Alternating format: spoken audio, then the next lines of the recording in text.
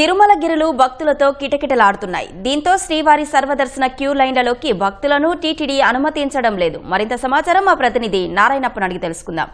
నారాయణప్ప, తిరుమలలో రద్దీకి సంబంధించి మరిన్ని వివరాలేంటి?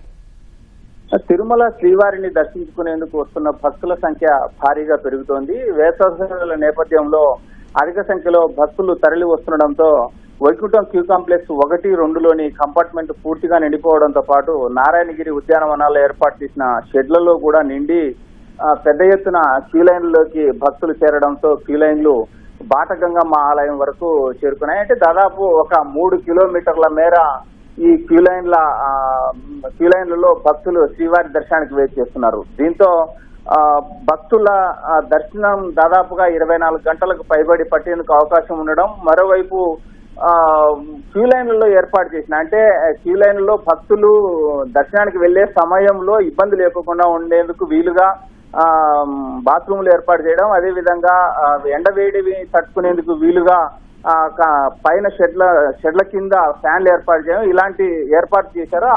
దాన్ని దాటి బయటకు వస్తే ఎండలో నిలబడాల్సి వస్తుంది కాబట్టి భక్తులు ఇబ్బందులు పడకుండా ఉండేందుకు ఆ క్యూ లైన్లు లోపలికి వెళ్ళిన తర్వాత, షెడ్లలోకి వెళ్ళిన తర్వాత క్యూ లైన్లోకి రావాలని చెప్పి ఆదేశాలు జారీ చేసింది, ప్రకటన జారీ చేసింది తిరుమల తిరుపతి దేవస్థానం. అంటే ఇప్పుడు క్యూ లైన్లో ఉన్న భక్తులు దాదాపు 4 కిలోమీటర్ల మేర బాటగంగమ్మ ఆలయం వరకు ఉన్న క్యూ లైన్లు నారాయణగిరి షెడ్యూల్లోకి కావచ్చు, లేకపోతే వైకుంఠం క్యూ కాంప్లెక్స్ లోకి వెళ్లేందుకు దాదాపు 24 గంటల సమయం పట్టేందుకు అవకాశం ఉండడంతో రేపు ఉదయం 6 గంటల తర్వాత మాత్రమే భక్తులు క్యూ లైన్లోకి రావాలని చెప్పి టీటీడీ ప్రకటన చేసింది.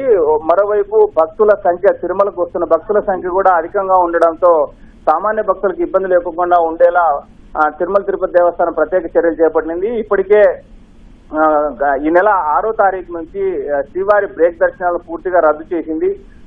ప్రముఖులు, అత్యంత ప్రముఖులు నేరుగా వస్తే తప్ప వారి సిఫార్సు లేఖలకు బ్రేక్ దర్శనాలు ఇవ్వకోకుండా ప్రోటోకాల్ దర్శనాలు మాత్రమే అనుమతిస్తూ సామాన్య భక్తులకు, సర్వదర్శనానికి వచ్చే భక్తులకు అధిక ప్రాధాన్యం ఇస్తూ చర్యలు చేపట్టింది. కానీ వేసవి సెలవులు కావడం, అదే విధంగా వేసవి సెలవులు ముగింపు దశకు వస్తున్న నేపథ్యంలో భక్తులు అధిక సంఖ్యలో తరలి వస్తుండటంతో తిరుమలగిరులు భక్తులతో జనసంద్రంగా మారాయి.